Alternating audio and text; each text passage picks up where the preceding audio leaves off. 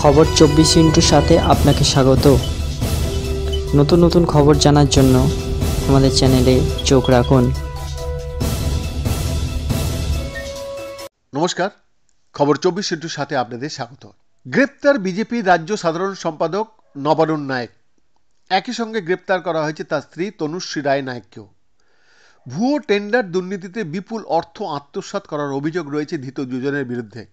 আর সেই অভিযোগেই মঙ্গলবার সন্ধ্যায় পূর্ব মেদিনীপুর জেলার তমলুক থানার পুলিশ নবারুণ নায়েক ও তার স্ত্রী তনুশ্রী রায় নায়েককে গ্রেপ্তার করে, যা নিঃসন্দেহে বিজেপির কাছে একটা বড় ধাক্কা বলেই মনে করা হচ্ছে। জানা গিয়েছে, দুটি ভুয়ো টেন্ডার দিয়ে 1.5 কোটি টাকার বেশি আত্মসাতের অভিযোগ উঠেছিল বিজেপির রাজ্য সাধারণ সম্পাদক নবারুণ নায়েক এবং তার স্ত্রী সহ মোট 6 জনের মধ্যে। ঘটনায় প্রতারিত ঠিকাদারের তরফ থেকে তমলুক থানায় লিখিত অভিযোগ দায়ের করা হয়েছিল, যেখানে উল্লেখ করা হয় সেই টেন্ডার দুর্নীতিতে মূল অভিযুক্ত হল বিজেপির রাজ্য সম্পাদক নবারুণ নায়েক ও তার স্ত্রী তনুশ্রী নায়েক রায়, যারা তমলুক পুরসভার 9 নম্বর ওয়ার্ডের বাসিন্দা। বিজেপির রাজ্য সম্পাদক ও তার স্ত্রী ছাড়াও অসমের বাসিন্দা দীপঙ্কর ধর ও সোমনাথ পুলক অলোক কুমারের নাম জড়িয়েছিল এই দুর্নীতিতে।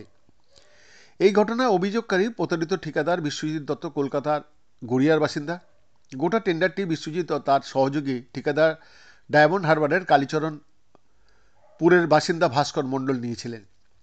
দুজনেই যখন প্রতারণার শিকার হয়েছেন জানতে পারেন, তখনই পুলিশে অভিযোগ দায়ের করেন। জানা গিয়েছে, ভিন রাজ্য অসমের বোরোল্যান্ড টেরিটোরিয়াল রিজনের বিভিন্ন কাগজপত্র দেখিয়ে কম্বল সরবরাহ করার জন্য দুই ঠিকাদারকে দিয়ে পৃথক দুটি টেন্ডার পাইয়ে দেওয়ার প্রতিশ্রুতি দেয় নবারুণ। সেখানে দুটি টেন্ডার পাইয়ে দেওয়ার বিনিময়ে 1,60,00,000 টাকা নেন বিজেপির রাজ্য সাধারণ সম্পাদক নবারুণ নায়েক।